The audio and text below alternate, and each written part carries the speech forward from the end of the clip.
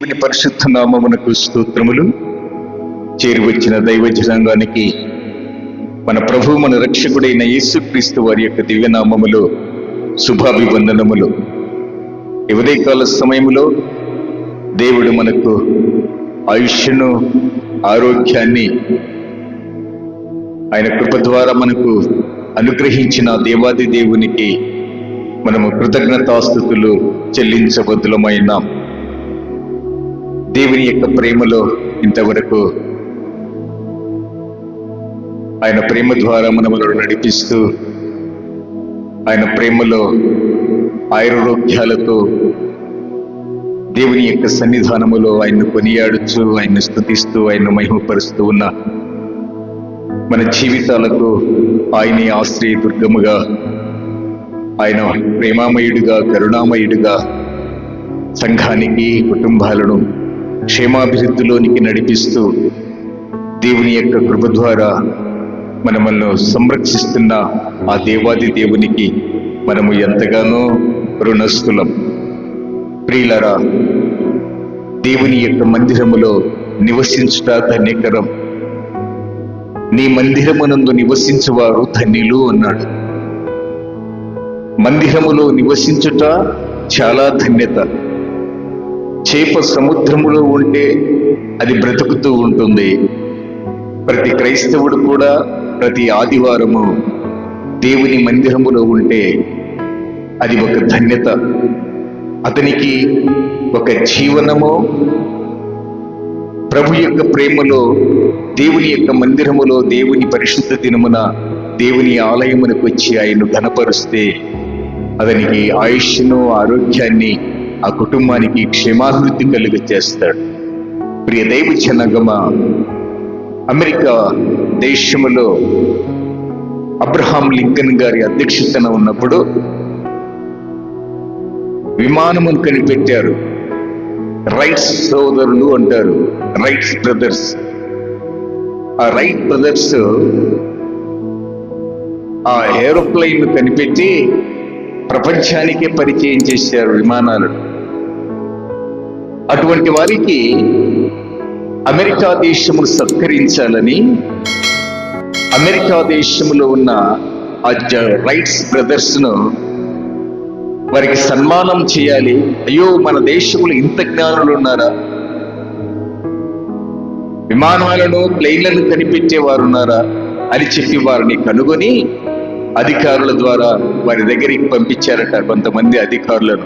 Abraham Lincoln గారు, అయ్యా, ఈ దేశ అధ్యక్షులు మిమ్మల్ని గౌరవించాలని, మిమ్మల్ని సత్కరించి సన్మానించాలని ఆశపడుతూ ఉంది. ఎందుకంటే ప్రపంచములో మీరు చాలా జ్ఞానవంతులుగా ఆ విమానాలను కనిపెట్టి ప్రపంచానికి పరిచయం చేసిన మీ జ్ఞానానికి మన దేశ అధ్యక్షుల వారు అబ్రహాం లింకన్ గారు సన్మానించాలని ఆశపడుతున్నారు. రేపు తప్పక ఆదివారము మీకు సన్మానం ఉంటుంది అన్నాడట. ఏ వారము? ఆదివారం. ఆయన వెంటనే తిరస్కరించారట రైట్ బ్రదర్స్. ఏ దినమైనా పర్వాలేదు, కానీ ఆదివారం మాత్రం ఆరాధన దినం. నీవు ఎన్ని బహుమతులు ఇచ్చినా నేను తీసుకోను. ఆదివారము ఆయన దినము. ఆదివారము తప్ప ఏ దినమైన మీ దేశ అధ్యక్షుల వారిని మాకు సన్మానం చేయమనండి. ఆదివారము తప్పక మేము దేవుని మందిరమునకు వెళ్ళాలి. ఆ ఆఫర్ మనకు వస్తే ఎలా ఉంటుంది? ఆ ఆఫర్ మనకు వచ్చిందనుకో, ఆదివారమై నీకు సన్మానం ఉందంటే ప్రార్థన లేదు, ఏమి లేదు. ఒక ఉన్నత జ్ఞానము పొందిన ఆ రైట్స్ బ్రదర్స్ ఆదివారము ఆరాధన వెనుకేయలేదు. వారు ఒక దేశ అధ్యక్షుడికే వారు ఒక మెసేజ్ పంపించారు. ఏమని? ఆదివారము ఆరాధనలో తప్పక మేము దేవుణ్ణి ఆరాధించాలి. మీరు ఎన్ని సన్మానాలు చేసినా కానీ అవి తిరస్కారము చేయబడుతుంది. దయతో మమ్మల్ని క్షమించండి. ఆదివారము తప్ప ఏ దినమైనను మీరు మాకు సన్మానించండి అని ఆ సన్మానాన్ని ఆదివారం తిరస్కరించారు. ప్రియ దైవ జనాంగమా, ఈ ఉదయకాల సమయములో ప్రభు నిన్ను అడుగుతూ ఉన్నాడు. దేవుని యొక్క పరిశుద్ధ దినమున దేవుణ్ణి ఆరాధించవలసిన దినము ఇది. ప్రభు దినం. ఈ దినమున మనం అందరము ఘనపరచాలి. అందుకే సమాజముగా కూడుకొనుట మీరు మానుకొనక, సమాజముగా కూడుకొని దేవుని పరిశుద్ధ దినమున మనమందరము గోష్ఠిగా ఆయన్ను ఆరాధించాలి. ఆ రైట్స్ బ్రదరు ఒక ఉన్నతమైన జ్ఞానము పొందిన వారు, ప్రపంచానికే ఏరోప్లేన్స్ ను పరిచయం చేసిన వారు. అటువంటి వారు కూడా ప్రియులారా, వారి జీవితం ఏంటో తెలుసా? అక్కడ ఇక్కడ ఫుట్పాత్లలో, అక్కడ ఇక్కడ దిబ్బలలో, చెత్త కుప్పలలో ఇనుప ముక్కలు ఏరుకొని బ్రతికేవారు వారు. అటువంటి వారు దేవుణ్ణి విశ్వసించిన తర్వాత, యేసు ప్రభు నిజమైన దేవుడిని గ్రహించి ఆ విశ్వాస యాత్రలో కొనసాగుతూ దేవుని పరిశుద్ధ దినమున మేము ఆయన పని తప్ప మేము ఎవరి పని చెయ్యం. ఎన్ని బహుమతులు ఇచ్చినా కానీ మాకు అక్కర్లేదు. దయతో మమ్మల్ని క్షమించండి. సోమవారం నుంచి ఏ వారమైన శనివారం వరకు పెట్టుకోండి, మేము వస్తాం. ఆదివారం మాత్రం మేము ఎందుకని? ఆదివారం దేవుడు మనకి ఇచ్చిన ఒక ఆశీర్వాద దినం. అదే ప్రియ దైవ జనాంగమా, మానవులమైన మనము దేవుని పనిలో నీ పాత్ర ఎలాగుంది? దేవుని పనిలో నీ పాత్ర ఎలాగుంది? దేవుని పనిలో మానవుని పాత్ర ఎలాగుందో క్లుప్తముగా కొన్ని వాక్యాలను మనం ఈరోజు దేవుడు నా హృదయములో ఉంచిన మాటలను మీకు పంచిపెట్టాలని ఆశపడుతూ ఉన్నాను. కూర్చున్నవారు కుదురుగా కూర్చోండి, వినేవారు శ్రద్ధగా వినండి. అటు ఇటు తిరుగుక దేవుని మాటలను శ్రద్ధగా విందాం. ప్రియ దైవ జనాంగమా, దేవుని యొక్క సన్నిధానములో మనము ఆసక్తితో ఆయన వాక్యాన్ని వింటే మనకు గ్రహింపు కలుగుతుంది. మన జీవన విధానానికి వాక్యము, ఎందుకంటే వాక్యము బ్రతికించేది, వాక్యము మన కుటుంబాలకు మనకు నెమ్మదినిచ్చేది. దయతో చూడండి బైబిల్ గ్రంథములో అపొస్తలుల కార్యములు 24వ అధ్యాయము 4వ వచనము ఒకసారి చదవండి. లూకా భక్తుడు రాసిన అపొస్తలుల కార్యములు 24వ అధ్యాయము 4వ వచనం. నేను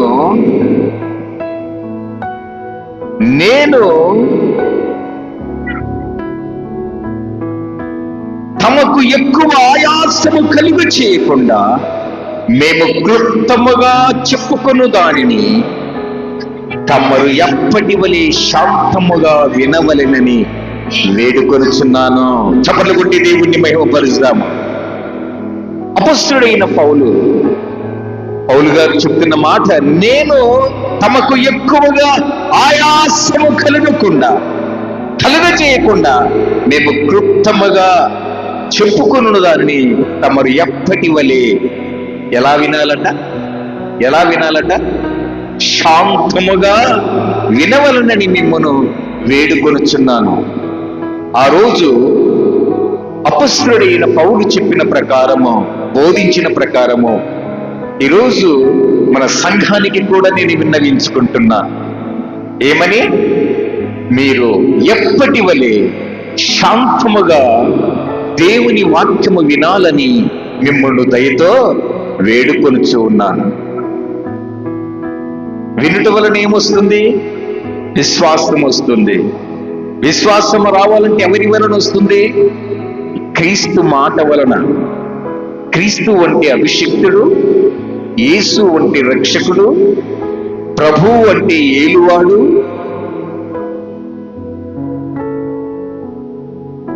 యేసు ప్రభుల వారి గురించి మనము నేర్చుకోవాలి. ఆయన మాటలను మనము నేర్చుకోవాలి. ప్రియ దైవ జనాంగమా, దేవుని యొక్క పనిలో, దేవుని యొక్క సంఘములో నీ పాత్ర ఏంటి అని ప్రభు అడుగుతున్నాడు. మనుష్యుడు పని చేయాలి. ఆదిమ కాలములో ఆదాముకు పని ఇచ్చాడు. ఆదామా, నీవు సేద్యము చేయని.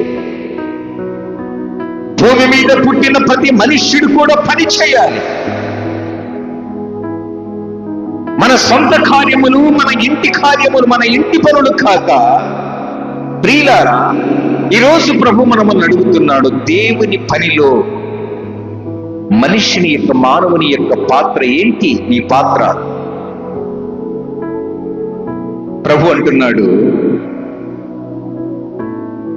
ఆ రాయి తీయండి, నేను లాజరును లేపుతాను. ఏమంటున్నాడు? ఆ రాయిని తీయండి, నేను లాజరును లేపుతాను. రాయిని తీసేది మానవుని పాత్ర, చనిపోయిన వారిని లేపేది దేవుని పాత్ర. గట్టిగా చప్పట్లు కొట్టండి. రాయిని తీసేది మానవుని పాత్ర, లేపే పాత్ర ఎవరిది? దేవునిది. అంటే ఇక్కడ మానవుడు పని చేయాలంటావా వద్దా? ఏం ప్రభువా, చనిపోయిన వారిని లేపడానికి? అయ్యా, నీవు చనిపోయిన వారిని లేపుతావు, ఆ రాయిని కట్టమా అని మానవుడు అడుగకూడదు. మానవుడు చేయవలసిన పని మానవుడు చేయాలి. దేవుని పని దేవుడు చేస్తాడు, మానవుని పని మానవుడు చేయాలి. గాల్లో దీపం పెట్టి యేసు ప్రభు అంటే కాదు.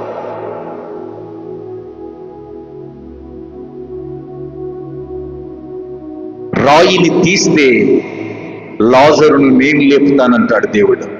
రాయిని తీయడం ఎవరి వంతు?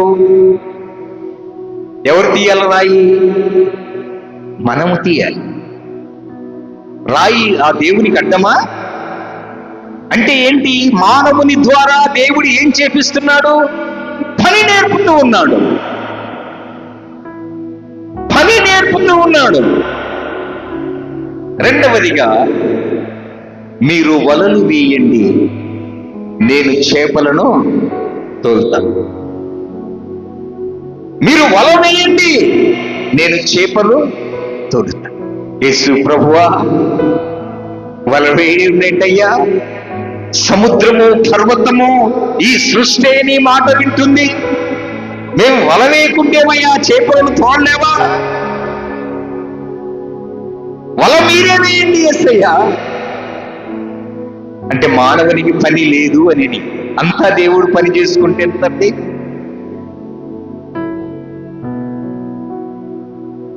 మీరు వల వేస్తే చేపలను నేను తోలుతాను. వల వేయాల్సిన బాధ్యత ఎవరిది?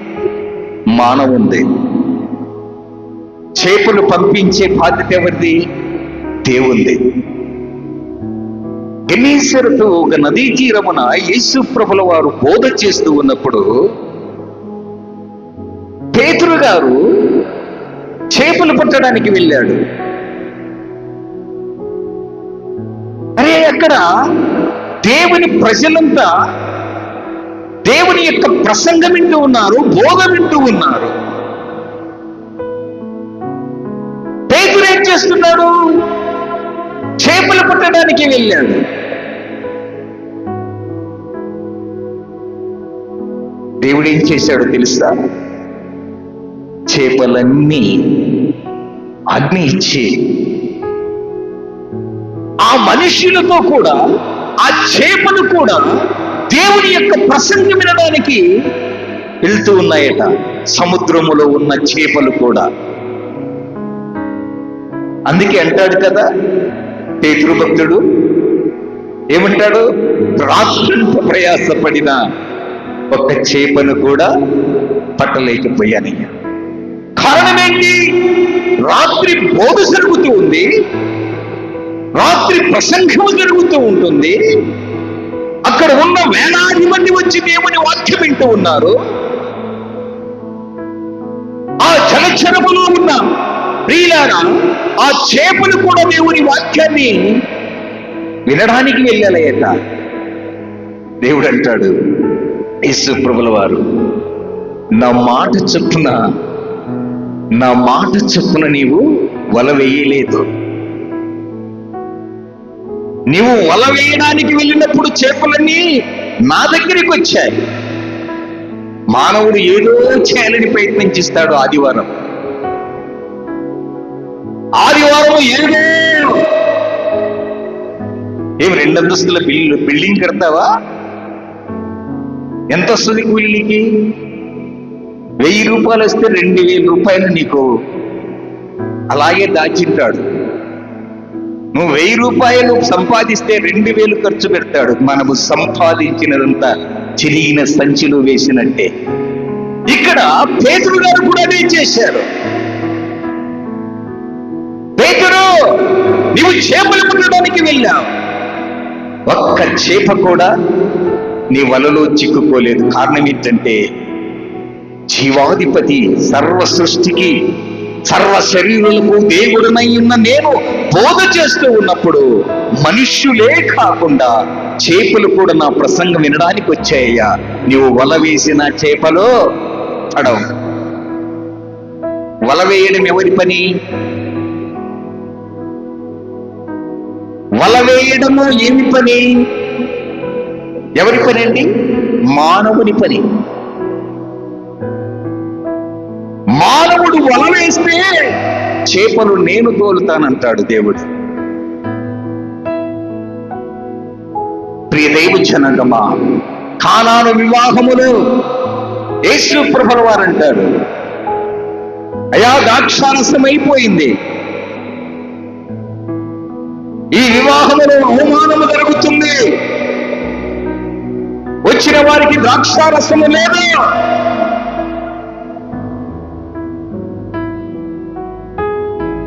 యేసు ప్రభుల వారు అంటారు కదా, ఆ బాణల నిండా నీళ్లు నింపుడి, ఆ బాణల నిండా నీళ్లు నింపుడి, ద్రాక్షారసము చేసే బాధ్యత నాది. నీళ్లు నింపుట ఎన్ని మాటలు నేర్చుకున్నాం మనం? వల వేయండి, చేపలు నేను తోడుతాను. రాయిని తీయండి, లాజరును నేను లేపుతాను. మూడవది, నీళ్లను నింపుడి, ఆ బాణల నిండా నీళ్లు నింపుడి, ద్రాక్షారసము చేసే బాధ్యత నాది. అందుకే దేవుని పనిలో మానవుని యొక్క పాత్ర ఎలాగుండాలో నేర్చుకోవాలి. మానవుని యొక్క పని దేవుడు చూస్తూ ఉంటాడు. ప్రియ దైవ జనాంగమా, దేవుని యొక్క సన్నిధానములో ఆరోగ్యం బాగలేదంటే మనము మందులు కొంటాము, కానీ ఆరోగ్యాన్ని మనము కొనగలమా?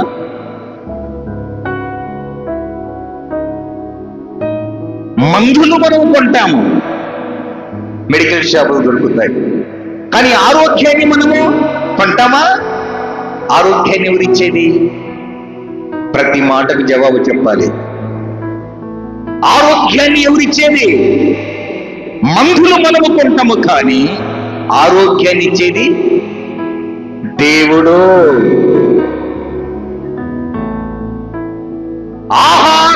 ధాన్యాలు కొంటాము, ఆహారము కొంటాము, కానీ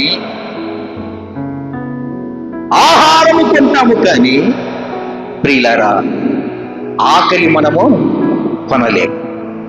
ఆకలినిచ్చేది ఎవరు? నా భాష అర్థమవుతుందా? చెవి గలవాడు ఆత్మ చెప్పుచున్న మాటలు వినుగాక. చురుగ్గా ఉండాలి దేవుని మందిరానికి వచ్చిన తర్వాత. దయ్యం పట్టిన వాళ్ళ నిద్రాత్మ పట్టి వస్తే ఇలాగే ఉంటుంది. చురుగ్గా దేవుని యొక్క సన్నిధిలో దేవుని యొక్క మాటలు బోధిస్తూ ఉన్నప్పుడు చురుగ్గా ఆలకించాలి, చురుగ్గా దానికి జవాబు చెప్పాలి. అప్పుడు వాక్యము నీకు అర్థమవుతుంది. ప్రియ దైవ జనాంగమా, ఆహారము మనము కొనగలము గాని ఆకలి మనము కొనలేము. ఆకలి ఎవరిస్తారు? గట్టిగా చెప్పండి, ఎవరిస్తారు? దేవుడు. మైక్ పెట్టి చెప్పాలా?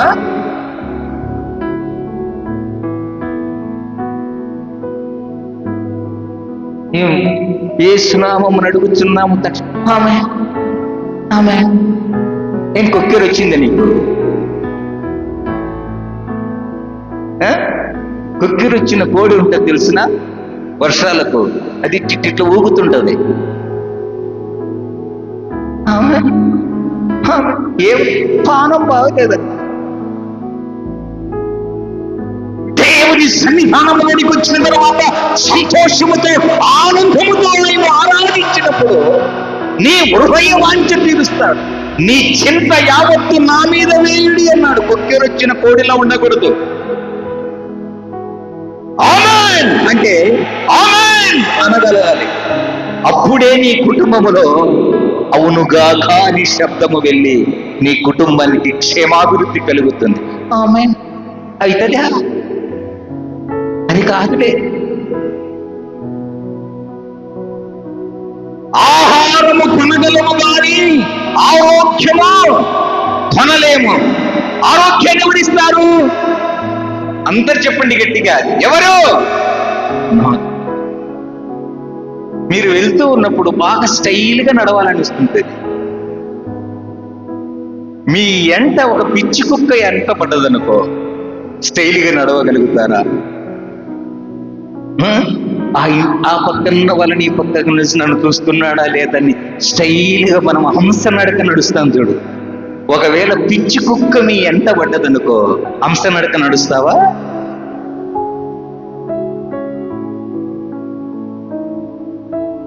బాగా స్టైల్గా నడుచుకుంటూ వస్తూ ఉంటారు.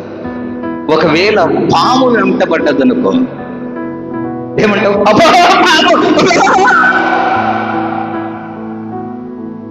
దేవుని సన్నిధిలో కూడా హుషారుగా చురుకుగా ఉండడము భాగ్యమది.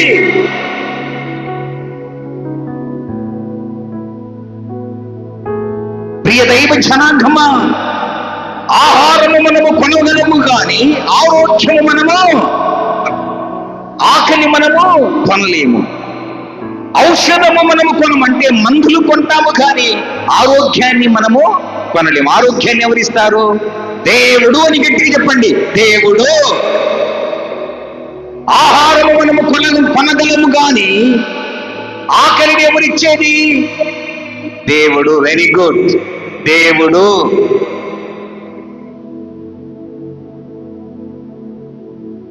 ప్రియ దైవ జనాంగమా, ఆభరణాలు మనం కొంటాం. ఆభరణాలు కొంటాం. ముక్కు కమ్మి చెవికి, చెవి కమ్మి మెడకు చైన్, కాళ్ళకు చైన్. ఆభరణాలు మనము కొంటాము కానీ అందము మనము కొనలేము. అందం ఇచ్చేది ఎవరు? ఇప్పుడు ఎన్ని మాటలు చెప్పాను? ఎన్ని మాటలు చెప్పామండి? 4 మాటలు చెప్పాము. ఒకటి, మందులు మనము కొనగలము కానీ ఆరోగ్యము మనము కొనలేము. ఎవరిచ్చేది ఆరోగ్యం? దేవుడిస్తాడు. రెండవది, ఆహార ధాన్యాలు, ఆహారము మనం కొనగలము కానీ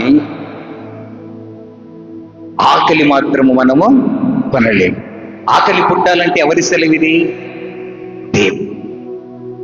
దేవుడి ఆకలి ఇవ్వకుంటే నీకు ఆకలి ఇంకా. మూడవది, మూడవది ఏం చెప్పాను? ఆభరణాలు మనం కొనగలము, కానీ అందాన్ని మనము కొనలేము. అందం ఇచ్చేది ఎవరు? దేవుడు. అందం ఇచ్చేది ఎవరు? దేవుడు. ఒక కుమ్మరింటికి వెళ్ళి ఒక పాత్రను మనము కొనుక్కోవాలని ఆశపడతాం. ఆ కుమ్మరింటికి వెళ్ళి ఆ పాత్రను మనం కొనాలంటే 4 సార్లు ఈ వేళ్లతో అలా అలా టంగ్ టంగ్ టంగ్ అని కుండను కొడతాం. ఎందుకు? ఇది ఓటి కుండనా, మంచి కుండనా అని. ఒకవేళ ఆ పాత్రకు, ఆ మట్టి పాత్రకు ఏమైనా రంధ్రాలు ఉంటే నువ్వు కొంటావా? కొను. ఆభరణాలు మనము కొంటాము, కానీ అందాన్ని మనము కొనలేము.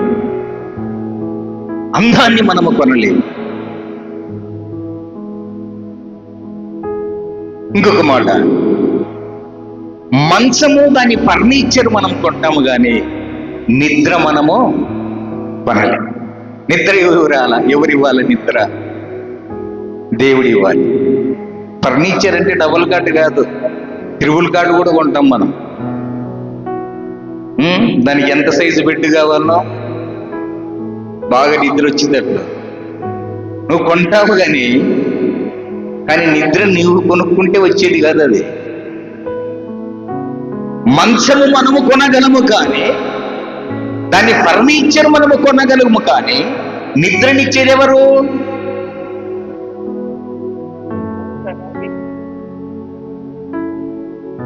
నిద్రనెవరిచ్చేది? దేవుడు. ప్రియ దైవ జనాంగమా, నిద్రను ఇచ్చేది దేవుడు. నిద్రలో 4 నిద్రలు చెప్తాను. ఇప్పుడు ఎన్ని మాటలు చెప్పాను నేను? 4 5? ఎన్ని మాటలు చెప్పానమ్మా? ఎన్ని మాటలు? ప్రియ దైవ జనాంగమా, 5 మాటలు చెప్పాను. మంచము మనము కొనగలము, కానీ నిద్ర మాత్రము మనము కొనలేము. చివరి మాట, 5వ మాట, పుస్తకాలు మనము కొంటాము, కానీ జ్ఞానము మనము కొనలేము. జ్ఞానం ఎవరి దగ్గర దొరుకుతుంది? దేవుని దగ్గర దొరుకుతుంది. జ్ఞానం ఎవరివ్వాలి? దేవుడివ్వాలి. లక్షల రూపాయలు నువ్వు ఖర్చు పెట్టి చదివించిన దేవుడు జ్ఞానం ఇవ్వండి, నీ బిడ్డ ఉన్నతమైన స్థితిలోనికి వెళ్ళాడు.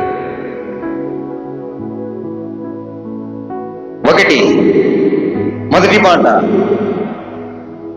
ఆహారము మనము కొనగలము, కానీ ఆకలి మనము కొనలేము. ఆకలి ఇచ్చేది ఎవరు? దేవుడు. మందులు మనము కొనగలము, కానీ ఆరోగ్యం ఇచ్చేది ఎవరు? ఆరోగ్యాన్ని మనము కొనలేము. మూడవది, ఆభరణాలు మనము కొనగలము, కానీ అందం కొనలేము. అందం ఇచ్చేది ఎవరు? నాలుగవది, పుస్తకాలు మనము కొనగలము, కానీ జ్ఞానం ఇచ్చేది ఎవరు? యాకోబు పత్రిక 1:5 అంటాడు కదా, మీకు జ్ఞానము కొదువుగా ఉన్న ఎడల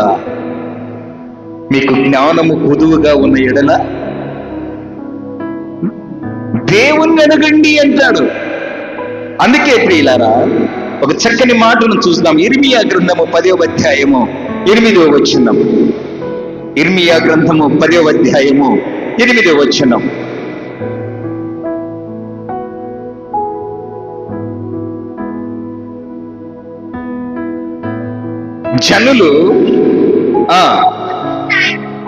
జనులు కేవలము పశుప్రాయులు, అవివేకులు. ఏమా? బొమ్మల పూజల వలన వచ్చు జ్ఞానము వ్యర్థము. దేని వలన? జనులు కేవలము పశుప్రాయులు. ఇంకొకటి ఏమంటాడు? అవివేకులు. బొమ్మల పూజల వలన వచ్చు జ్ఞానము వ్యర్థమా? బొమ్మల పూజల వలన వచ్చు జ్ఞానము వ్యర్థము. ఒక చెట్టును నరుకుతే బొమ్మ, ఆ కొమ్మను చెక్కుతే బొమ్మ, ఆ బొమ్మను గుడిలో పెడితే అమ్మ. ఎన్ని మాటలు చెప్పాను?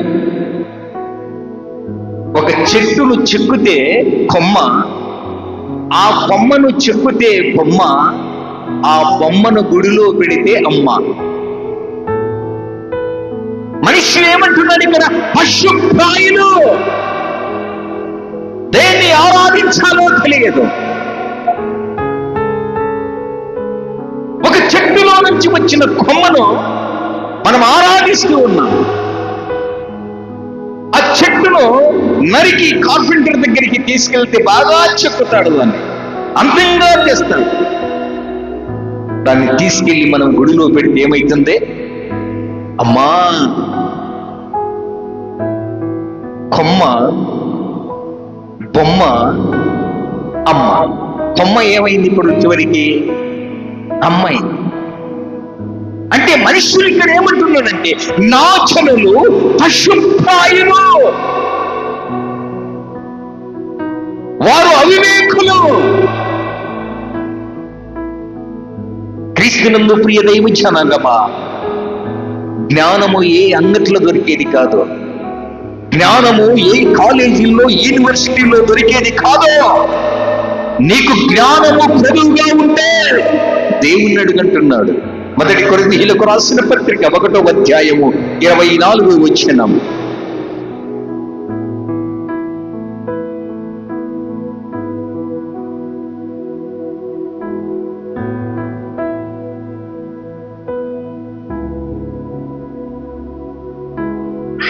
ఆయన ఆటంకము కాను అన్యజనులకు, కానీ యూదులకేమి, క్రీస్తు దేశస్థులకేమి, పిలువబడిన వారందరికీ క్రీస్తు ప్రభుల వారు దేవుని శక్తియును. చప్పట్లు కొట్టి దేవుణ్ణి మహిమపరుస్తాము. జ్ఞానము, మన దేవుడు జ్ఞానమై ఉన్నాడు. అందుకే కొమ్మను బొమ్మ చేసి బొమ్మను అమ్మ చేస్తూ ఉన్నాడు. ప్రియ దైవ జనాంగమా, మనకు తండ్రులు ఎంతమంది అండి? మనకి ఎంతమంది తండ్రులు ఉంటారు క్రైస్తవులకు? ఎంతమంది క్రైస్తవులకు తండ్రులు ఉంటారంటే 3. ఆశ్చర్యం కదా? 3 అంటే, ఒకరు జన్మనిచ్చిన తండ్రి, రెండవది ఆత్మీయ తండ్రి, నీవు ఏ సంఘానికి వెళ్తావో ఆ సంఘ కాపరి ఆత్మీయ తండ్రి, మూడవది పరమ తండ్రి. ఎంతమంది తండ్రులు? ఒకడు సండే స్కూల్కి వచ్చాడట పిల్లవాడు. వాడు ఈ మాట విని వాళ్ళ డాడీ దగ్గరికి వెళ్ళి, డాడీ, పాస్టర్ గారు చెప్పారు నాకు 3 తండ్రులు ఉన్నారంట. చల్లు పని చంపకేసి కొట్టాడట. ఎరా అంటే మీ అమ్మకు 3 మొగుళ్ళు ఉన్నారా? ఎంతమంది తండ్రులు ఉన్నారా? కాదు, నేను ఒక్కడినే తండ్రి. కొందరు అడిగారు, అన్నా మీ చర్చిలో యేసు ప్రభు, యేసు ప్రభు, యేసు ప్రభు, యేసు ప్రభు అంటుంటారు. ఇన్నిసార్లు యేసు ప్రభు అని అనాలనా? నాన్నను నాన్న అని ఎన్నిసార్లు పిలిస్తే తప్పేంటండి? ఒకవేళ నాన్న, రే నాకు బోరెత్తేస్తుందిరా నాన్న, నువ్వు నాన్నని కాకురా అంకుల్ అనరా అంటాడా తండ్రి? అంటాడా? రే అంకుల్ అనరా నన్ను బోరెత్తిస్తుంది అంటాడా? మన పరమ తండ్రిని నాన్న నాన్న యేసు ప్రభుని ఎన్నిసార్లు పిలిచినా ఆయనకు స్తుతియు మహిమ ఘనత ప్రభావం కలుగుతూ ఉంటుంది. ప్రియ దైవ జనాంగమా, నిద్ర 4 నిద్రలు చెప్పారు. మంచము మనము కొనగలము, కానీ నిద్రను మనము కొనలేము. మొదటి నిద్ర సహజ నిద్ర. సహజంగా నిద్రపోతాం ఉదయం నుంచి. అందుకే అంటాడు కదా, కష్టజీవులు బుద్ధిగా తినను సుఖమైన నిద్రపోయేదరు అంటాడు. ఉదయం నుంచి సాయంకాలం వరకు 5 గంటల వరకు కష్టపడితే కరెక్ట్గా 7-8 గంటలకు ప్రార్థన చేసుకొని తిని భోంచేసి మంచం ఎక్కుతారు. ప్రార్థన చేసుకొని వారికి సుఖమైన నిద్ర వస్తుంది. దీన్ని ఏమంటారంటే సహజమైన నిద్ర. రెండవది గాఢ నిద్ర. ఈ గాఢ నిద్ర అంటే ఆదికాండము 2వ అధ్యాయము 21వ వచనములో ఆదాముకు ప్రక్కలో నుంచి ఎముకను తీసేటప్పుడు దేవుడు గాఢ నిద్ర కలుగు చేశాడు. ఈ గాఢ నిద్ర కలుగ చేసేది దేవుడు. ఈ గాఢ నిద్ర కలుగ చేసిన తర్వాత దేవుడు ఆపరేషన్ మొదలు పెట్టాడు.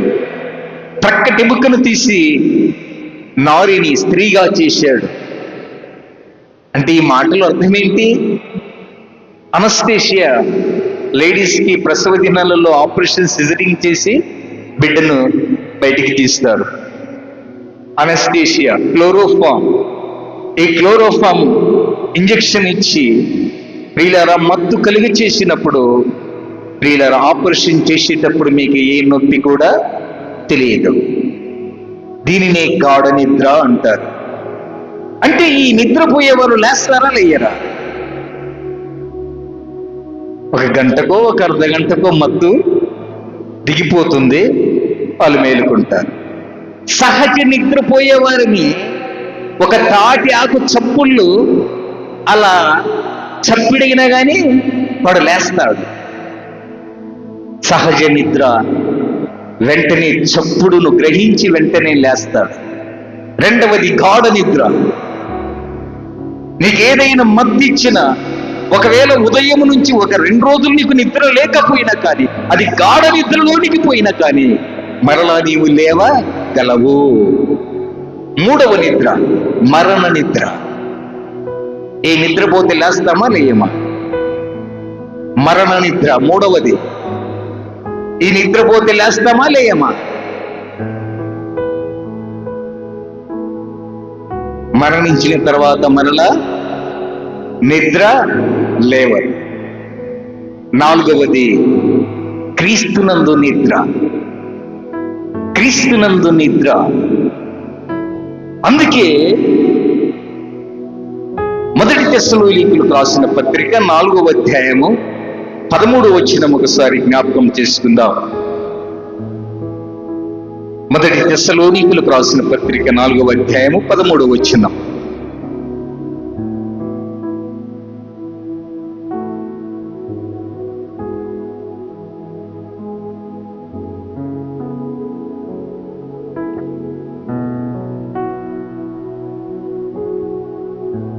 సహోదరులారా, నిరీక్షలనే లేని ఇతరుల వలె మీరు దుఃఖపడు నిమిత్తమా నిద్రించిన వారిని గూర్చి మీకు తెలియకుండా నాకు ఇష్టము లేదు.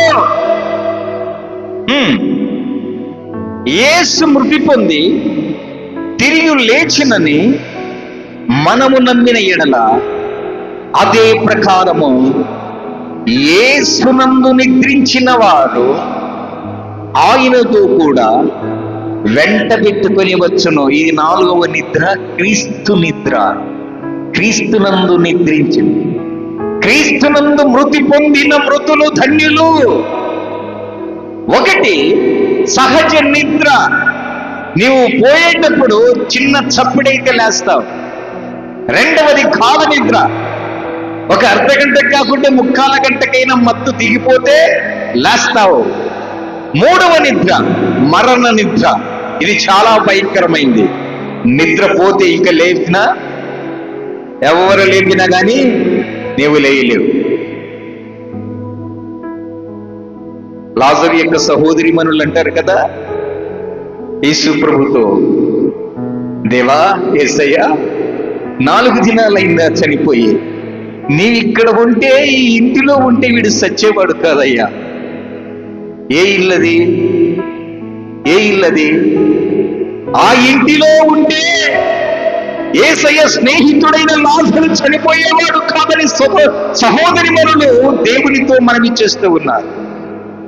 ఈ ఇంటిలో ఈ హృదయమని హృదయాల నేలే రారాజు యేసువా, అధరాలపై నీ పేరే కదలాడుచుండగా,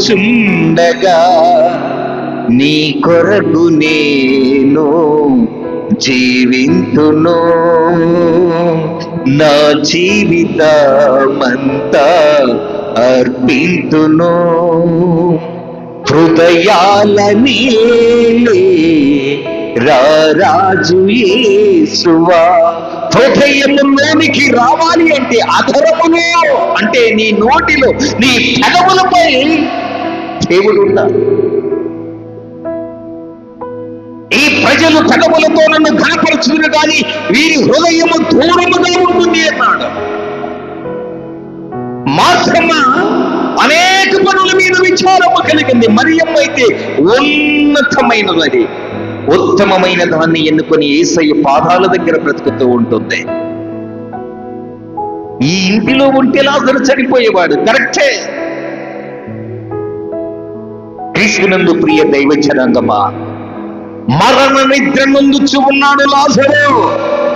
ఈ మరణ నిద్ర నుంచి లేపాలంటే కామక్రోధమోహమదమాశ్చర్యము లేనివాడు, పవిత్రుడు, నిష్కల్మషుడు, పాపులను చేరక ప్రత్యేకముగా ఉన్నవాడే కావాలి. ఆయనే ఈ మరణ నిద్ర నుంచి లేపగలిగిన శక్తివంతుడు. ఆయనే మనము ఆరాధించే ఆరాధ్య దైవము యేసు ప్రభుల వారు. ప్రియ దైవ జనాంగమా,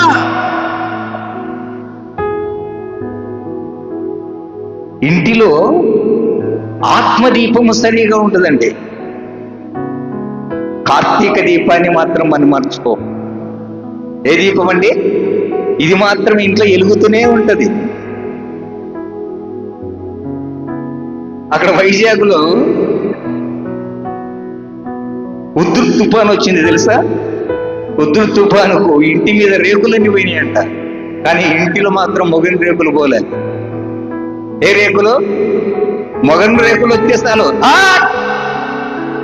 అటెండ్ అవుతారు టీవీ దగ్గరికి. 1 గంట వాక్యం వినడానికి ముసులుతావు నీ బ్రతుకులో. 1 గంట వాక్యం వినలేవు నీ జీవితంలో. ఎలా బాగుపడతావు నీవు? ఇంటి మీద రేకులన్నీ పోయినాయంట తుఫానుకు, కానీ ఇంట్లో మాత్రం మొగని రేకులు మాత్రం అట్లనే ఉంటాయి. 7 గంటలు. ఎన్ని గంటల కంటే మొగని రేకులు నాకు తెలియదు. ఆ రేకు మాత్రం చూడండి, మొగని రేకులు. అక్క రాక మొగని రేకులు సీరియల్ వచ్చిందిరా. ఇంట్లో దీపం సరిగా వెలిగేదు. కార్తీక దీపం వచ్చేసాలు ఇంకా 4 అక్కమ్మలు తీసుకొని వచ్చి టీవీ ముందు కూర్చుంటారు, పనికి మారిన.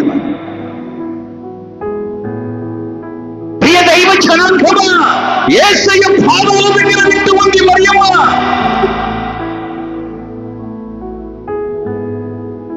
మరియమ్మకు ఆయన ఇంటిలో స్థానం ఉంది, కానీ మార్తమ్మకు ఆయన ఇంటిలో స్థానము లేదు. ఐక్య విచారం, ముసలమ్మ ముచ్చట్లు, ఆ పని చేద్దాం ఈ పని చేద్దామని ఆతృత కలిగిందంటే అనేక పనుల మీద విచారము కలుగుతూ ఉన్నారు.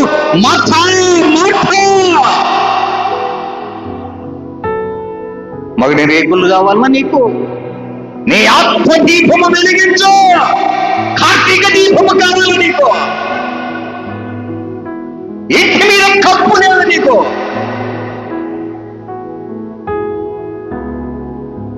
దేవుని వాక్యం అంటే భయము లేదు నీకు. దేవుని సన్నిధి అంటే భయము లేదు నీకు. నీవిచ్చిన వాక్యము నాకు భయమును పుట్టిస్తున్నది అంటాడు కీర్తనకారుడు 119 38వ చరణములో, నీవిచ్చిన వాక్యము నాకు భయమును పుట్టిస్తున్నది, భయపడాలి. యేసయ్య చెంగును ముట్టడానికి రక్తస్రావముతో బాధపడుతున్న స్త్రీ చెంగును ముట్టుతూనే ఆమెకు లోనికి వచ్చిందండి భయము, వణుకు. దేవుని సన్నిధి అంటే పిల్ల చేష్టలు కాదు. దేవుని సన్నిధి అంటే భయపడాలి, వణుకు. దేవుని సన్నిధి అంటే నేను వెళ్ళే రేకుల షెడ్ అయినా, ఒక చెట్ల కింద ఆరాధన చేస్తూ ఉన్న ఏ ప్రాంతంలో దేవుని కూడిక జరుగుతున్న దేవుని సన్నిధి అంటే భయపడు.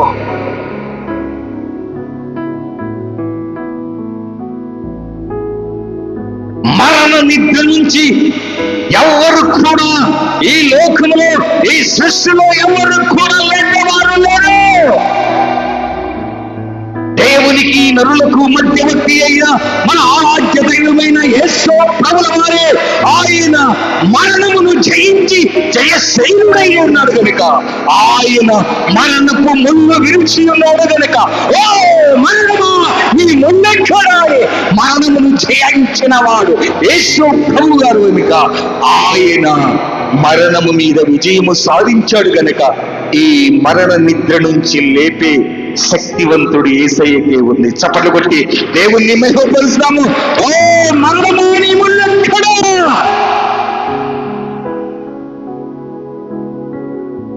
మరణ నిద్ర నొందితే అది లేపే శక్తి ఈ లోకములు ఎవరికి లేదు.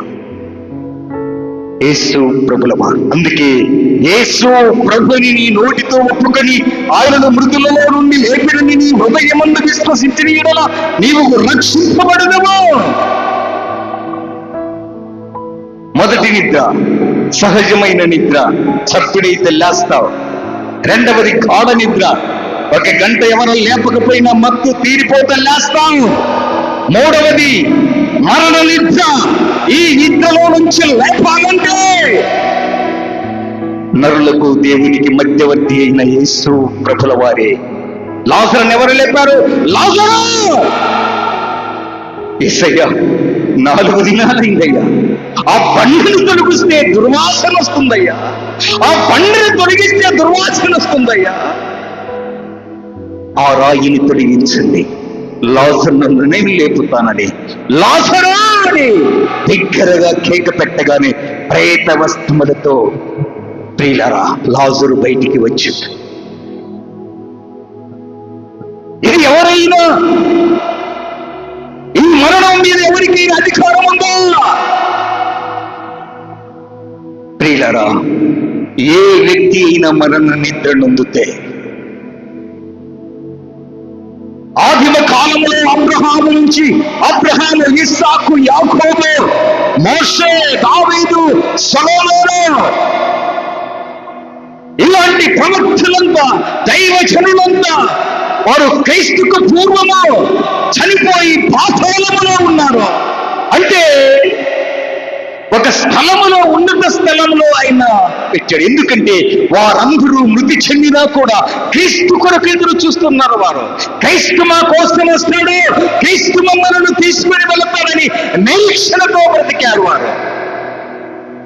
నీవు జోలల్లో వేసి బాలుడు కాదమ్ము బలవంతుడు యేసు అని జోలే, ఆది క్రిస్మస్ పండుగ వస్తే పొట్టులో ఊపే బాల యేసు కాదు. ఆయన ఆదిలో ఉన్నవాడు, ఆదాము కంటే ముందు ఉన్నవాడు, అబ్రహాము కంటే ముందున్నవాడు, పర్వతములు పుట్టకములకు ఉన్నవాడు ఆయన. అటువంటి దేవుడు ఆయన నీ మరణ నిద్ర నుంచి లేవనెత్తేవాడు యేసు తప్ప వేరొకరు లేరు.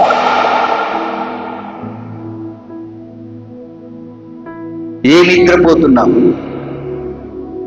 సహజ నిద్రపోతున్నావా? లే, మేల్కో. క్రీస్తు మృతులలో నుండి లేచినని గ్రహించి నీ నిద్ర నుంచి మేల్కొల్పేవాడు ఆ సర్వోన్నతుడైన యేసుక్రీస్తు వారిని గ్రహించి. మొదటి నిద్ర సహజ నిద్ర, రెండవది గాఢ నిద్ర, మూడవది మరణ నిద్ర, నాలుగవది క్రీస్తునందు నిద్ర. క్రీస్తునందు నిద్రిస్తే ప్రియులారా, అందుకే నిరీక్షణ లేని ఇతరుల వలె మీరు దుఃఖపడుకునే మిత్రమా, వారిని గురించి చింతించుకొని ఒక రోజు నేను వారిని వెంట పెట్టుకొని వస్తానంటూ ఉన్నాడు. నిరీక్షణ కలిగి బ్రతకండి. అంతటా ఇప్పటి నుంచి క్రీస్తునందు మృతులైన మృతులు ధన్యులు. ప్రియ దైవ జనాంగమా, ఈ రోజు నువ్వు ఏ స్థితిలో బ్రతుకుచున్నావో జ్ఞాపకము చేసుకో.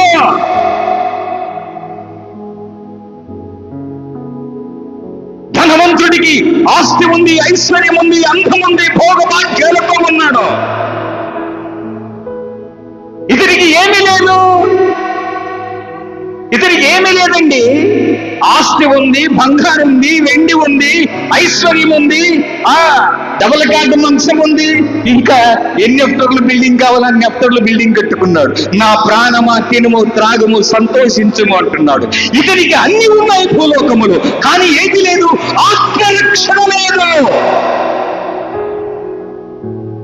ఆత్మరక్షణ లేనివాడు ఎన్ని కోట్లు సంపాదించిన వ్యర్థమే. ధనవంతుడికి ఆత్మరక్షణ లేదు, లాజరుకు ఆత్మరక్షణ ఉంది. ఆత్మరక్షణ పొందుకున్నాడు ఆయన. కానీ లాజరుకి శారీర స్వస్థత లేదు, ఆత్మరక్షణ ఉంది. ధనవంతుడికి శారీర స్వస్థత ఉంది, ఆత్మరక్షణ లేదు. అర్థమైందా ఈ మాట? ఈ మాట అర్థమైందా? ధనవంతుడికి ఏమీ లేదు, ఆత్మరక్షణ లేదు. దేవుడంటే ఎవరు తెలియదు. కళ్ళు తలకెక్కి నెత్తికెక్కి తిరుగుతూ ఉన్నారు. దేవుడంటే ఎవరు అని బుద్ధిహీనముగా మాట్లాడిన వాడు.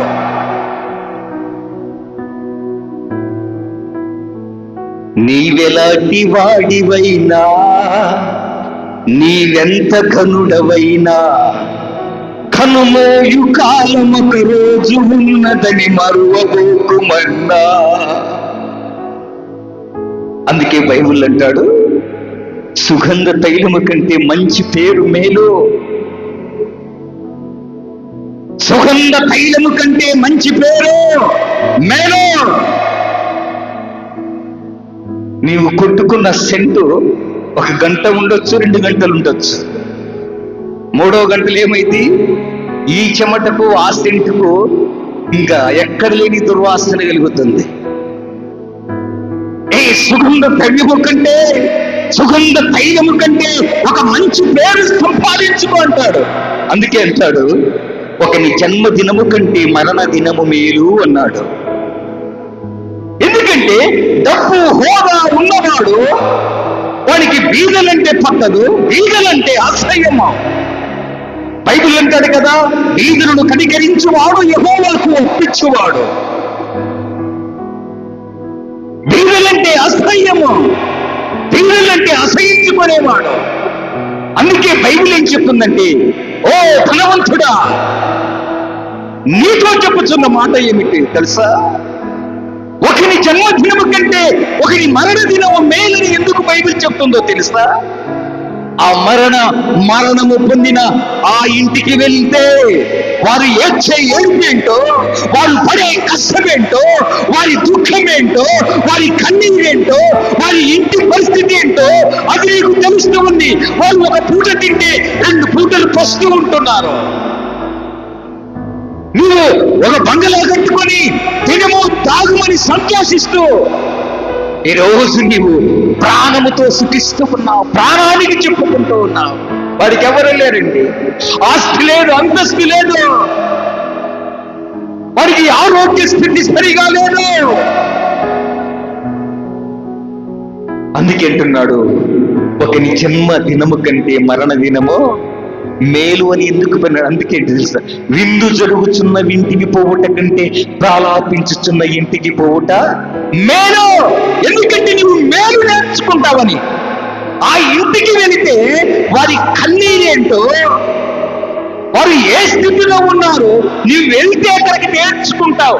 అందుకే మనము ఎక్కువ విందులకు ఆశ్రయిస్తాం, కానీ మరణ దినాలు అంటే మరణించిన వారి దగ్గరికి మనం వెళ్ళం. మరణించిన వారి దగ్గరికి వెళ్తే నీవు నేర్చుకుంటావంటుంది బైబుల్. సాత్వికం అంటే ఏంటి, దుఃఖం అంటే ఏంటి, కష్టం అంటే ఏంటి, కన్నీరు అంటే ఏంటి, ఆ బిడ్డ యొక్క పరిస్థితి, ఆ యొక్క భర్తను కోల్పోయిన స్త్రీ వేదన, ఆ తండ్రిని కోల్పోయిన బిడ్డల ఆవేదన, వాటిని చూసి నేర్చుకుంటావురా మూర్ఖుడా. అందుకే వెళ్ళి మరణ దినమున ఎవరైనా మరణిస్తే వారి ఇంటికి వెళ్తే నీకు మేలు కలుగుతుంది అంటుందాడు. అప్పుడు నేర్చుకుంటాడు, ఓ మరణం అనేది ఉందా, నేను సంపాదించినదంతా ఎవరి పాలగును. ప్రసంగి గ్రంథము 2వ అధ్యాయము 12వ వచనం 11వ వచనము చూడండి. ప్రసంగి గ్రంథము 2వ అధ్యాయము 11వ వచనం.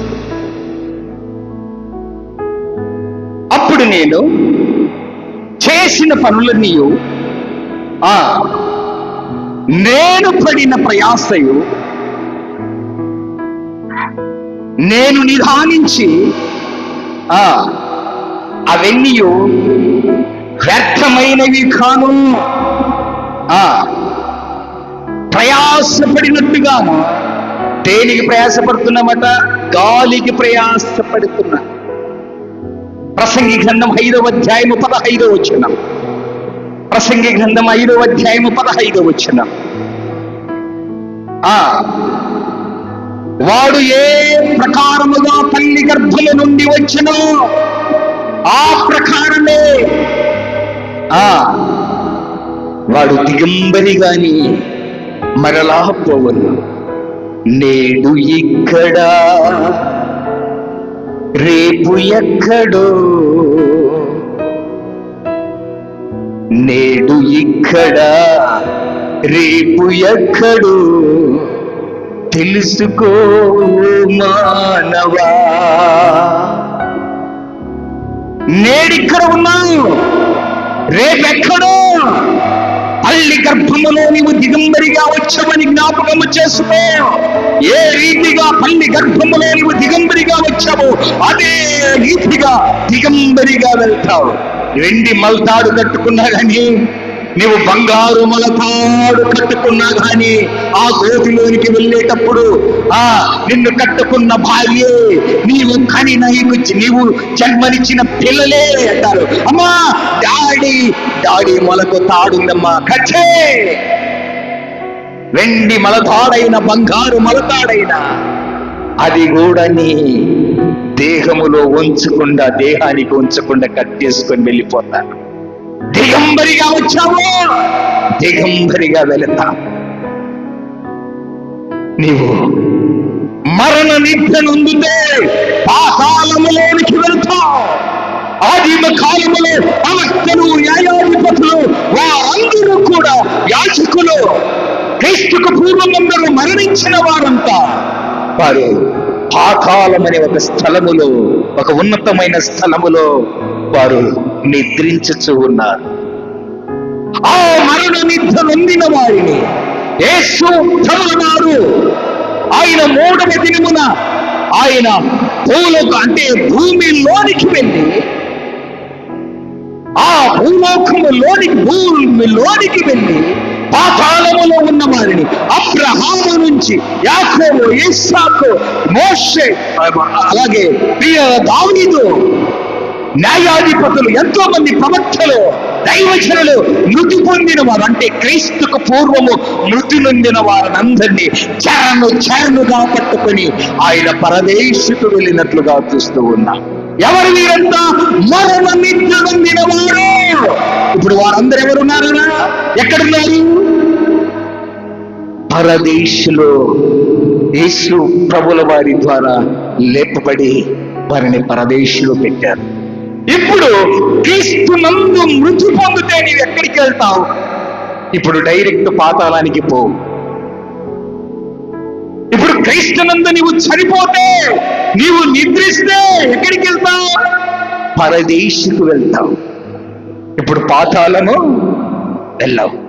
ఎవరు పాతాళానికి వెళ్తారు అంటే క్రీస్తును అంగీకరించని వారు, ఆత్మరక్షణ లేని వారు. ఇప్పుడు లాజరుకి ఏముందట? ఆత్మరక్షణ సంపాదించుకున్నాడు.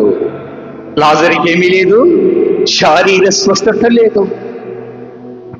అరికాలు మొదలు తల వరకు నాకు స్వస్థత లేదు, కొంచెమైన నాకు గాయములు దెబ్బలు పచ్చి పుండ్లయ్యా.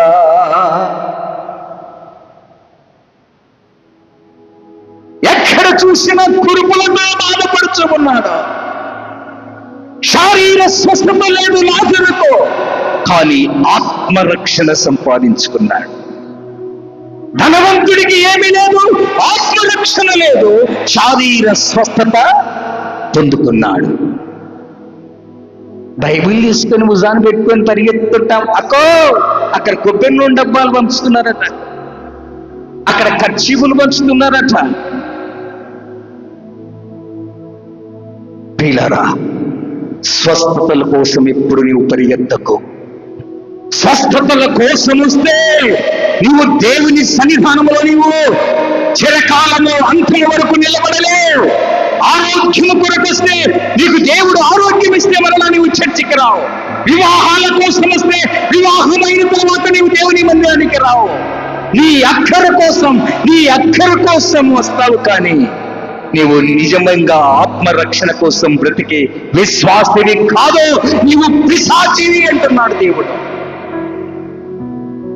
ఆత్మరక్షణ కోసం వచ్చేవాడు శారీర దుర్భయముతో కురుపులతో ఉన్న వేదన వచ్చిన, బాధలు వచ్చిన, కష్టం వచ్చిన తండ్రి గడప దగ్గర కనిపెట్టుకొని, దేవా బ్రతుకుట క్రీస్తు, చావైతే లాభమని యేసు క్రీస్తు ప్రభుల వారి కోసమే బ్రతుకుతాడు. బ్రతుకుట క్రీస్తే. అపొస్తలుడైన పౌలు చెరసాల్లో ఉన్నప్పుడు చెరసాల్లో కన్నీళ్లతో ఆ పత్రిక రాస్తూ ఉన్నాడు ఫిలిప్పీ సంఘానికి. నా మటుకైతే, ఫిలిప్పీలకు రాసిన పత్రిక 1వ అధ్యాయము 21వ వచనములు అంటాడు, నా మటుకైతే బ్రతుకుట క్రీస్తే, చావైతే లాభం. ఏమి లాభం? క్రైస్తవులకు తెలియాలి ఏమి లాభం. బ్రతుకుతే చనిపోతే లాభం అంటున్నాడు అపొస్తలుడైన పౌలు గారు. ఈ రెండింటి మధ్యన 23వ వచనంలో అంటాడు కదా, ఈ రెండింటి మధ్యన యాతన పడుచున్నాను దేవా, వెడలిపోవాలని ఉంది. చదువమ్మా. ఈ రెండింటి మధ్యను ఇరుకున పడి ఉన్నాను, వెళ్ళిపోయి క్రీస్తుతో కూడా ఉండవలనని నాకు ఆశ ఉన్నది. క్రీస్తేశ్వరుడే సింహాసనం కూర్చోవాలని ఆశ ఉంది. ప్రియ దైవ జనాంగమా, బ్రతుకుట క్రీస్తే, చావైతే లాభం. ఇది క్రైస్తవులకి ఒక మరణం వచ్చిందంటే క్రైస్తవులకి చూడండి, ఆ కఫిన్ బాక్స్ లో పెట్టుకొని పాటలు పాడుకుంటూ ఎంత అంటే వివాహానికి ఎంత సందడి ఉంటుందో అంత బాగా పరలోక యాత్రలో వెళుతున్నట్లు. పరదేశులమో ప్రియులారా, మనకిది పురమిది కాదిప్పుడు. మనము యాత్రికులము, పరదేశులమని గుర్తించి కన్నీళ్లతో ఆ పత్రిక రాస్తుంటాడు. నా మటుకైతే బ్రతుకుట క్రీస్తే, చావైతే లాభం. ఏమి లాభము? చనిపోయిన తర్వాత ఈ శరీరము మార్పు చెందుతుంది. చప్పట్లు కొట్టి దేవుని మహిమపరుస్తాం. చనిపోయిన తర్వాత మొదటి మాట, శరీరము మార్పు చెందుతూ ఉంటుంది. ఈ భూలోకములో, ఈ శారీరములో, ఈ గుడారములో ఉన్నంత కాలము అప్పులో, ఆరోగ్యం బాగలేక, అస్వస్థత, ఈ బాడీకి మళ్ళీ మెయింటెనెన్స్, సబ్బు, సోపు, పౌడరు, ఫెయిర్ లవ్లీలు, ఆ సోపు, ఈ సోపు, ఏ సోపు కావాలో, ఎరుపు వచ్చే కలర్ వచ్చే సోపు కావాలి, సువాసన వచ్చే సోపులు కావాలి, సువాసన వచ్చే పరిమళ ద్రవ్యములు కావాలి. అంటే ఈ బాడీ బ్రతికినంత కాలం, ఈ శారీరము ఈ భూమి మీద ఉన్నంత కాలము ఈ బాడీని మెయింటైన్ చేయలేక సావాలి.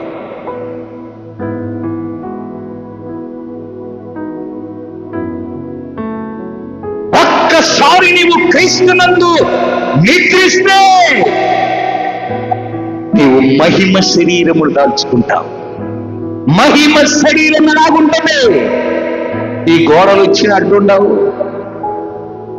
యేసు ప్రభు చనిపోయి ప్రియులారా ఆయన 40 దినములు అక్కడిక్కడ ప్రత్యక్షమవుతూ ఉన్నప్పుడు శిష్యులందరూ వేదన చెందుతూ ఉన్నారు. అప్పుడు యేసు ప్రభు వారు మధ్యలోనికి వెళ్ళి మీకు సమాధానము కలుగునుగాక. తలుపులు వేయబడింది. తలుపులు వేసినా కానీ ఆయన లోనికి వెళ్ళి వారిని పరామర్శిస్తూ ఉన్నాడు. మీకు సమాధానము కలుగునుగాక. అందులో శిష్యులలో కొందరు, రే తోమా, యేసయ్య వచ్చాడు, మా మధ్యలోనికి వచ్చాడు. ఎలా వచ్చాడు? తలుపులు వేస్తున్నామరా, ఆయన మన మధ్యలోనికి వచ్చి మమ్మల్ని సమాధానము కలుగునుగాక అని వెళ్ళాడు. అయ్యో నేనుంటే ఆయన ప్రక్కలో వేలు పెట్టి చూసేవాడిని. అంత పెద్ద గాయమైంది కదా, అంత పెద్ద బల్లెముతో పొడిచారు కదా. ఆయనకు గాయాలున్నాయా? ఆయనకు చేతిలో గాయాలున్నాయా? ఆయన పాదములకు శీలలు కొట్టారు కదా, ఆయన చేతులకు శీలలు కొట్టారు కదా, ఆయన తలకు ముళ్ళ కిరీటము పెట్టారు కదా, ఆయన ప్రక్కలో బల్లెము పోటు పొడిచారు కదా.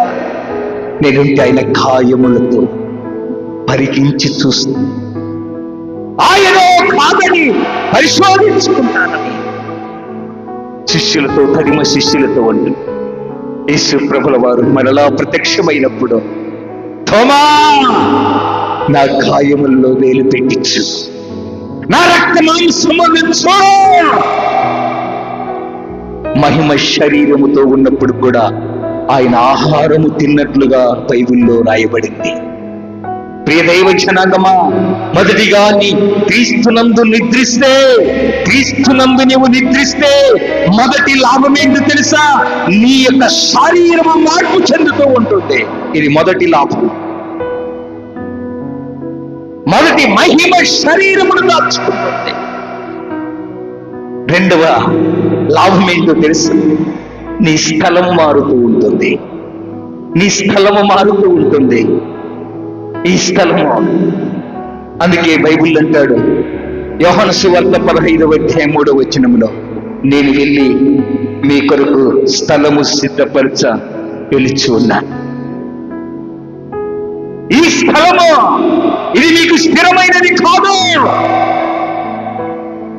అబ్రహాము లోతుతో అంటున్నాడు, లోతో, నీకు ఈ చుట్టుపక్కల ప్రాంతంలో ఏది కావాలో తెలుసుకో. నీవు తూర్పుకి వెళితే నేను పడమటికి వెళ్తా, నీవు ఉత్తరంకి వెళితే నేను దక్షిణంలోకి వెళతా. కానీ లోతు పచ్చగా ఉన్నదాన్ని ఎన్నుకున్నాడు సొదొమ గొమొర్రా పట్టణములను. విశ్వాస భ్రష్టుడైపోయాడు. పచ్చని దాన్ని దుష్ట సాంగత్యముతో, దుర్మార్గులతో కాపురం ఉండవలసి వచ్చింది. దుర్మార్గుల ఉండే స్థలములో కాపురం ఉండవలసి వచ్చింది. వారితో కూడా గవిని దగ్గర పంచాయతీ రచ్చబంధం దగ్గర రచ్చ చేసేవాడిగా ఉన్నాడు. ఆత్మీయతను కోల్పోయాడు. ఎందుకో తెలుసా? ఏ స్థలము కావాలంటే ఆ స్థలాన్ని మనము కోరుకోకూడదు. ప్రియులారా, ఏ స్థలము, ఇక్కడ అన్నాడు స్థలము సిద్ధపరచదలుచున్నాను. ఈ స్థలము ఒకరోజు మనం విడవలసిందే. లోకమును విడచి వెళ్ళవలెనుగా, సర్వము ఇచ్చటే విడువవలెన్. ఒకరోజు ఈ స్థలము విడవలసింది. పచ్చని పచ్చని స్థలాన్ని కోరుకున్నాడు, పచ్చని ప్రదేశాన్ని కోరుకున్నాడు లోతు. అబ్రహాం అయితే ఏం కోరుకున్నాడో తెలుసు ప్రియులారా? హెబ్రీయులకు రాసిన పత్రిక 11వ అధ్యాయము 10వ వచనములు అంటాడు, దేనికి శిల్పియు నిర్మాణకారుడైనాడో ఆ పునాదులు కలిగిన పట్టణము కోసము నేను ఎదురు చూస్తూ ఉన్నాను. పునాదులు కలిగిన పట్టణమేది? పరలోకములో ఉన్న పట్టణం. ఆ పట్టణం ఎలాంటిదట? బంగారు వీధులు. ఇక్కడ సరిగా రోడ్లు కూడా ఉండవు. ఆ వీధులు ఎలా ఉంటాయట? ప్రియా యేసు రాజును నే చూచిన చాలు, మహిమతో నేనాయనతో ఉంటే చాలు. బంగారు వీధుల్లో నేను తిప్పుతాను. బంగారు వీధులు నీ కోసము తయారు చేస్తున్నాడు ఆయన. మహిమ శరీరముతో ఆ బంగారు యొక్క వీధుల్లో నీవు తిరగాలని ఆశపడుతూ ఉన్నాడు. రెండవది, స్థలము మారుతుంది. మొదటిది శరీరం మారుతుంది, రెండవది స్థలం మారుతుంది, మూడవది సహవాసం మారుతుంది. ఏ సహవాసం అండి? కార్తీక దీపం అంత బ్యాచ్ కాదు, మొగలి రేకుల బ్యాచ్ కాదు. ఇది సంఘ సహవాసములో దుష్ట సాంగత్యము మంచి నడవడిక చెరుపును. షాపింగ్ మాల్కి వెళ్తే నలుగురిని ఎంట పెట్టుకుని వెళ్తావు. అక్క నాకు చీర సెలెక్ట్ చేయని రాదక్క, నువ్వు రాక్క. అక్క కొత్త సినిమా పడిందంట, రాక్క. అక్క ఉండు. దౌర్భాగ్యం ఏంటో, స్నానం ఉండదు, ఏముండదు. చీర సరిగ్గా కట్టుకుంటారో కట్టుకోరో, పువ్వు నిలిపోవడమే. ప్రార్థనకు రాక్క అంటే కొక్కెలైనతో లేపిన గాని ప్రార్థన అంటే ఆయాసం, ప్రార్థన అంటే ఆయాసం.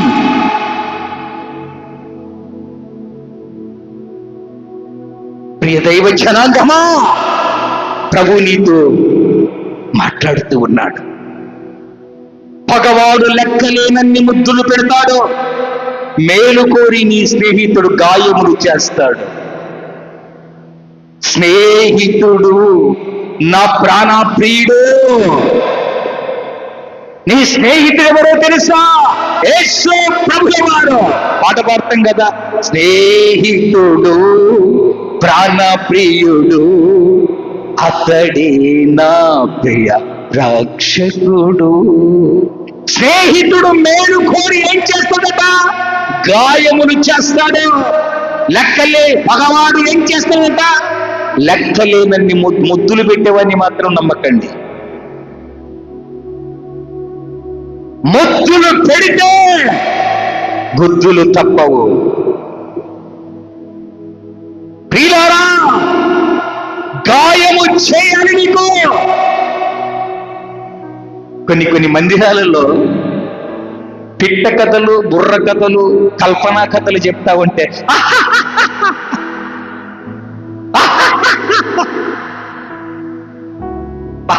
ఓ చెప్పిండన్న వాక్యం, బా ఏమి వర్ణించిండన్నా, బిర్యానీ తిన్నట్టే ఉన్నదన్న.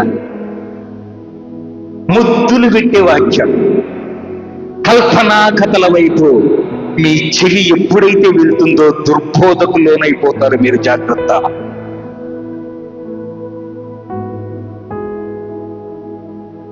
ఎప్పుడు నీకు గాయమైతుందో, గాయమును చేయు దెబ్బలు అంతరంగములోనికి చెడుతనమును తొలగిస్తుంది. వాక్యం అంటే భయం ఉండాలండి ప్రియులారా, అపహాస్యము కాదు వాక్యం. అందుకే స్వస్థతల కోసం నువ్వు పరిగెత్తకో, శారీర స్వస్థతల కోసం పరిగెత్తకో. శారీర స్వస్థత కలిగిన ధనవంతుడికి ఆత్మరక్షణ లేదు. శారీర స్వస్థత లేని లాజరు ఆత్మరక్షణ పొందుకున్నాడు. అబ్రహాము రొమ్మున అనుకున్నాడు. ఆరోగ్యాల కోసం దేవుని మందిరానికి రాకండి. నువ్వు దేవుని పని చేస్తే దేవుడు నీ పని చేస్తాడు. అందుకేమంటాడంటే దేవుని యొద్దకు రండి, అప్పుడు దేవుడు మీ యొద్దకు వచ్చును. దేవుని పని చేస్తే నీకు ఏది కొరత ఉన్నదో ఆయన తీరుస్తాడు. అంతే.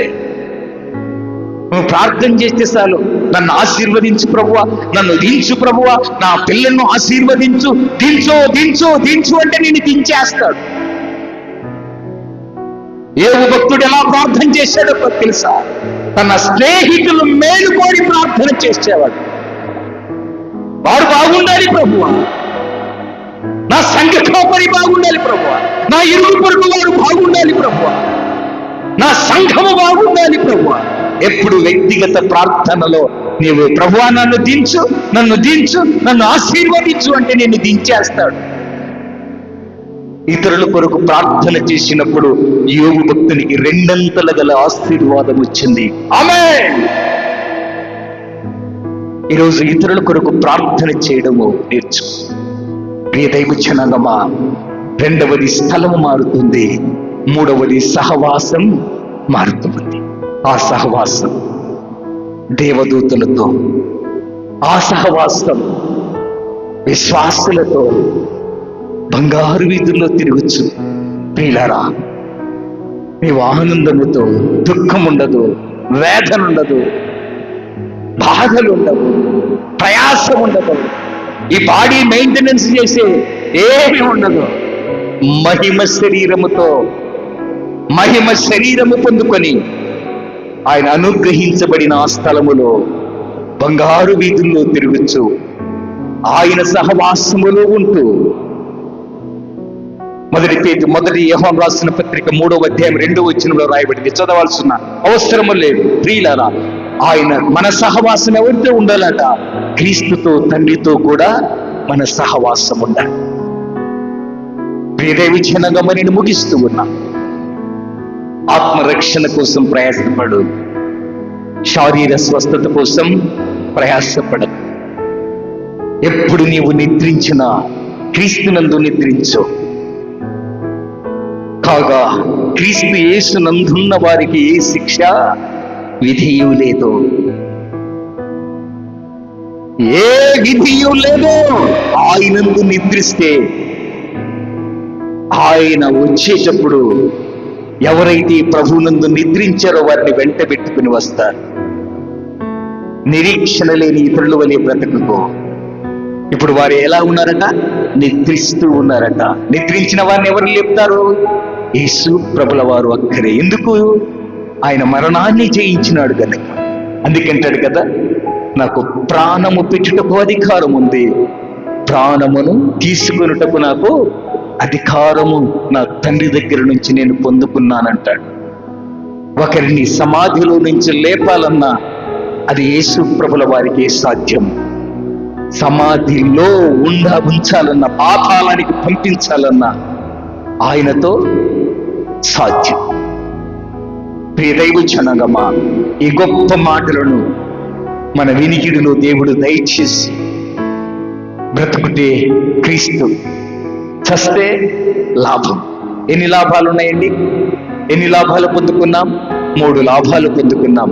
ఒకటి, శరీరం మార్పునందుకుంటుంది. మహిమ శరీరముతో నీవు ఉంటావు. రోగాలుండవు, ఇంకా ఏ మందులు ఉండవు, బీపీ ఉండదు, షుగర్ ఉండదు, ఏ ఆయాసం ఉండదు, ఏ పాయాసం ఉండదు. మహిమ శరీరముతో నిరంతరం ఆయన పాదాల దగ్గర ఉంటావు. ఎక్కడికి వెళ్ళాలన్నా ఏరోప్లేన్ వెళ్ళినట్టే మహిమ శరీరం. మహిమ శరీరం ఎలాగుంటుందంటే గోడలు కూడా తలుపు వేసినా కానీ లోపలనే ఉంటాను. అటువంటి శరీరము. నయమానికి ఎలాంటి శరీరము తెలుసా? పసి పిల్లవాని దేహము కంటే, హిమము కంటే తెల్లని దేహం ఇచ్చాడు. ఈరోజు పాపమనే కుష్టుతో బాధపడుతున్నట్లయితే ప్రభు అంటున్నాడు, నీకు మహిమ శరీరము కావాలంటే ఆత్మరక్షణను పొందుకో, ఆయన కోసం బ్రతుకు, ఆయన కోసం జీవించు.